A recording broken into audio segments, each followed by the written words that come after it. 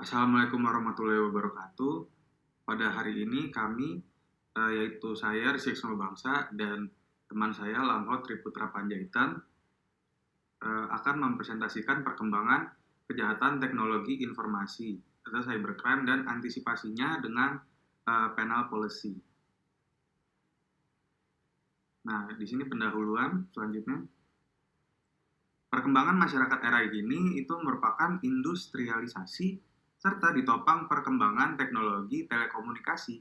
Nah, maka hubungan antar negara sudah bersifat mendunia yang menciptakan tata dunia baru. Nah, demikian juga ini tidak bisa dielakkan pengaruhnya terhadap perkembangan masyarakat Indonesia yang sedang membangun di era reformasi. Itu telah dihadapkan dengan berbagai krisis baik politik, ekonomi, dan sosial budaya, dan ini harus ditangani agar bangsa dan negara Indonesia tetap dipandang keberadaannya di antara bangsa-bangsa di dunia. Nah, penentuan sebagai tindak pidana merupakan kebijakan kriminal yang menurut Sudarto adalah sebagai usaha yang rasional dari masyarakat untuk menanggulangi kejahatan. Nah, di dalam kebijakan kriminal ini mencakup kebijakan hukum pidana yang disebut juga sebagai kebijakan penanggulangan kejahatan dengan hukum pidana atau kebijakan penal. Karena di samping dengan hukum pidana untuk menanggulangi kejahatan dapat dengan sarana-sarana lainnya atau non-hukum pidana. Nah, fungsinya itu hukum pidana sebagai pengendalian sosial yang dimanfaatkan untuk menanggulangi kejahatan yang berupa pelanggaran norma-norma sehubungan dengan pemanfaatan teknologi informasi yang berpotensi kriminal. Nah, gunanya juga untuk memberikan perlindungan pada masyarakat dari bahaya kejahatan tersebut.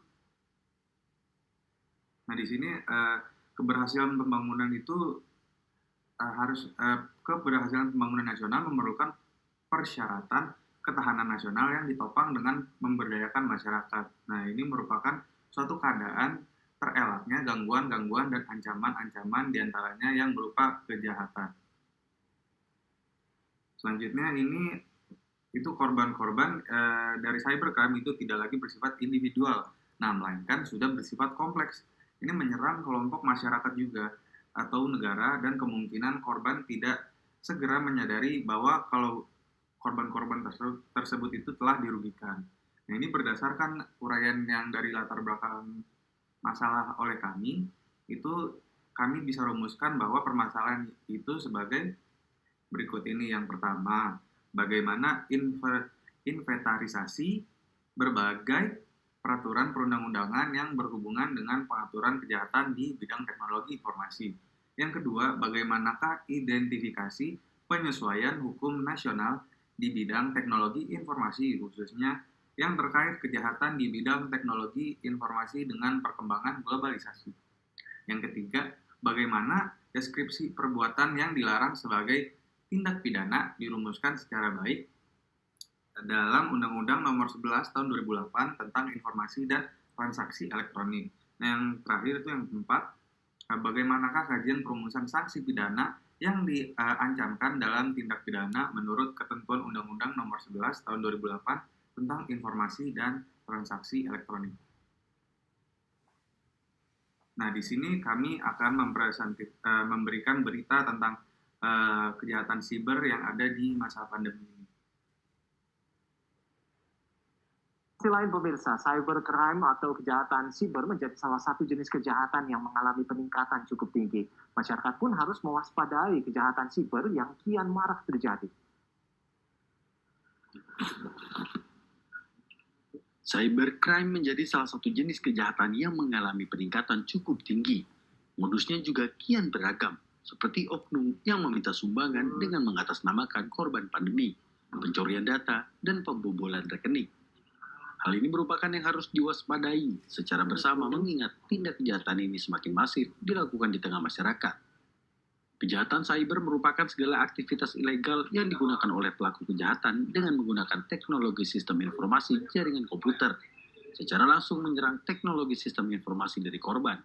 Namun secara lebih luas, kejahatan cyber juga bisa diartikan sebagai segala tindak ilegal yang didukung dengan teknologi komputer. Dalam hal ini, Polri ungkap temukan kejahatan cyber meningkat dari tahun 2019 sampai dengan 2020. Di Tipit Cyber Polri mengungkapkan, kejahatan cyber seperti penipuan, pencemaran nama baik, dan pornografi meningkat saat pandemi. Wakil Direktorat Tindak Pidana Cyber di Tipit Cyber Kombes Pol Himawan menyebutkan, selama tahun 2019 hingga 2020, penipuan online dan pencemaran nama baik masih menjadi kontributor tertinggi dari kejahatan cyber di Indonesia. Selain itu, beberapa tren kejahatan cyber juga meningkat akibat pandemi COVID-19. Pada pemaparan Himawan, kasus penipuan online di tahun 2019 terdapat sebanyak 1.617 kasus, sedangkan pada tahun 2020 sebanyak 1.319 kasus. Untuk kasus pencemaran nama baik, terdapat kenaikan hingga 1.794 kasus pada tahun 2020. Himawan menambahkan, selama pandemi COVID-19, terdapat beberapa kasus kejahatan cyber yang juga meningkat, seperti berita bohong, pornografi, perjudian daring, pencemaran nama baik, pengancaman, akses ilegal, dan manipulasi data. Hal ini disebutkan karena munculnya larangan, batasan yang muncul akibat COVID-19. Nah, sekarang sudah mulai banyak media ataupun beberapa lembaga yang dia menyajikan tentang klarifikasi adanya berita-berita yang perlu dicek ya kebenarannya.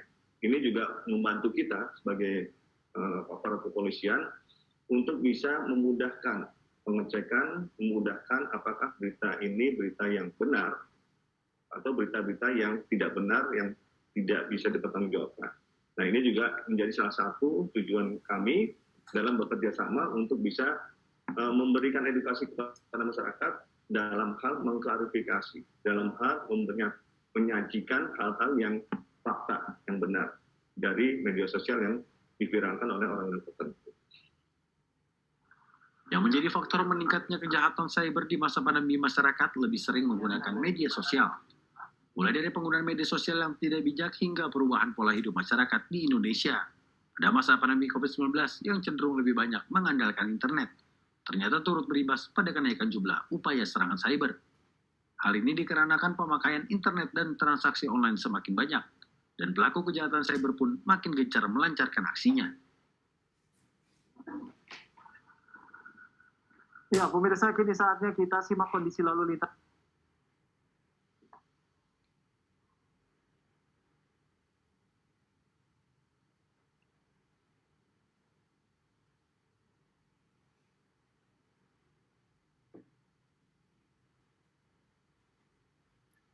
Slide selanjutnya itu adalah tinjauan pustaka.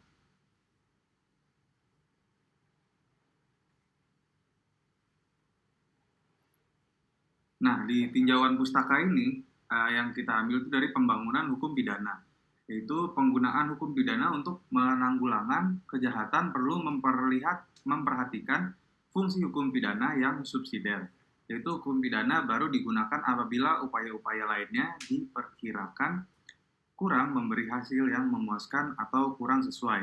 Akan tetapi, kalau hukum pidana akan tetap dilibatkan, maka hendaknya dilihat dalam hubungan keseluruhan politik kriminal atau istilah yang lazim digunakan dalam Kongres PBB yang keempat pada 1970 adalah Planning for Social Defense yang harus merupakan bagian yang integral dari rencana pembangunan nasional. Nah, ini pembangunan nasional ataupun pengembangan masyarakat itu mestinya berparadigma peningkatan kualitas kehidupan. Nah, istilah ini oleh Hiroshi Ishikawa, nah, yang sehubungan dengan objek sasaran pembangunan. Nah, ini dinyatakan it is expected to cover aspect of human life, including not only economic life but also the social, cultural, and spiritual life economic life. Itu oleh Hiroshi Ishikawa. Ini mengenai tentang pembangunan manusia dalam guiding principles for prevention and criminal justice in the context of development and a new international economic order, yang dinyatakan perlunya hal itu meliputi pencegahan kejahatan sebagai salah satu tujuan pokok dalam pembentukan suatu tatanan ekonomi internasional baru. Nah, ini posisi hukum pidana juga merupakan bagian yang integral dari perencanaan pembangunan nasional. dikemukakan oleh Kongres PBB di Venezuela. Nah, kongres ini juga pada PBB ke-7 pada tahun 1985 di Milan juga. Dari sebagian pernyataan-pernyataan dapat dipahami bahwa pembangunan itu sendiri pada hakikatnya tidak bersifat kriminogen. Namun demikian pembangunan dapat bersifat kriminogen apabila pembangunan itu sendiri tidak direncanakan secara rasional, timpang atau tidak seimbang, yang mengabaikan nilai-nilai kultural dan moral serta tidak mengandung strategi perlindungan masyarakat yang integral. Nah, ini juga pendayagunaan hukum pidana tercermin dalam kebijakan perundang-undangan yang memfokuskan permasalahan sentral menyangkut penetapan perbuatan apa yang seharusnya dijadikan sebagai tindak pidana dan sanksi pidana apa yang sebaiknya dikenakan. Nah, dalam hukum pidana ini material kedua yaitu hal tersebut termasuk perhatian terhadap orang atau pelakunya. Dalam hal ini mengenai masalah pertanggungjawaban. Oleh karena itu juga dalam hukum pidana material dikenal masalah pokok yang menyangkut perbuatan tindak pidana yang pertanggungjawabannya dan ada sanksi pidana. Kebijakan kriminalisasi itu juga merupakan suatu kebijakan dalam menetapkan suatu perbuatan yang semula bukan tindak pidana, yang menjadi suatu tindak pidana atau perbuatan yang dapat dipidana.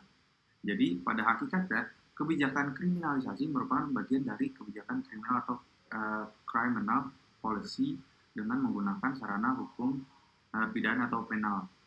Nah, sehingga termasuk bagian dari kebijakan hukum pidana atau penal policy.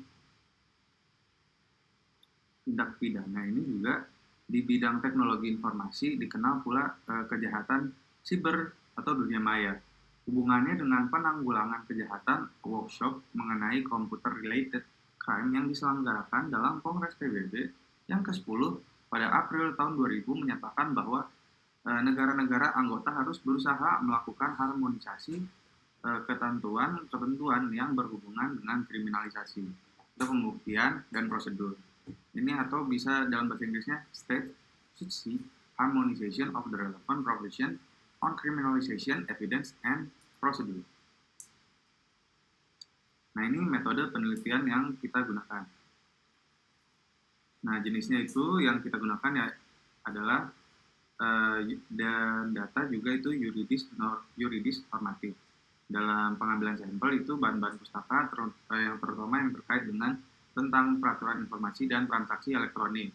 Nah, jenis datanya yaitu data sekunder, pengumpulan datanya itu secara identifikasi dari data-data atau dokumen-dokumen. Nah, yang terakhir itu metode analisis yang kami gunakan yaitu metode kualitatif normatif. Nah, sekarang selanjutnya akan dilanjutkan oleh Lampau. Ya, selanjutnya saya akan mencoba menjelaskan mengenai hasil penelitian dan pembahasan. Ya, yang pertama, inventarisasi berbagai peraturan perundang-undangan yang berhubungan dengan pengaturan kejahatan di bidang teknologi informasi. Dalam perkembangan, masyarakat yang mengalami perubahan dan kemajuan pesat karena globalisasi dan teknologi, khususnya teknologi informasi, sangat diperlukan peraturan hukum yang mengatur kegiatan manusia hubungannya dengan pemanfaatan teknologi informasi.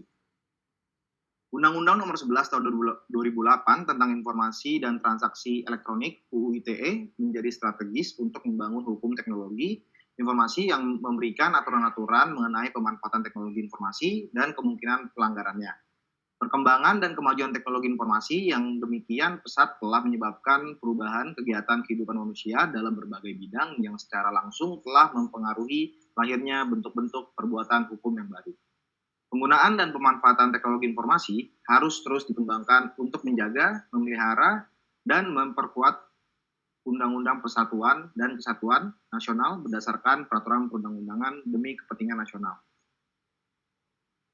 Pemanfaatan teknologi informasi berperan penting dalam perdagangan dan pertumbuhan perekonomian nasional untuk mewujudkan kesejahteraan masyarakat.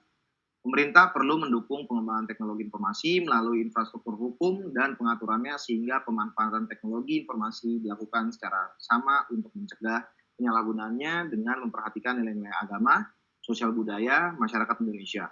Undang-undang ini di perundang-undangan dengan penempatan dalam Lembaran Negara Republik Indonesia pada tanggal 21 April tahun 2008. Nah, dalam KUHP dapat ditentukan mengenai tindak pidana yang terkait dengan teknologi informasi bisa disebutkan antara lain, yang pertama pasal 362 KUHP untuk kasus carding yang pelakunya mencuri kartu kredit milik orang lain walaupun tidak secara fisik karena hanya nomor kartunya saja yang diambil dengan menggunakan software card generator di internet untuk melakukan transaksi di e-commerce.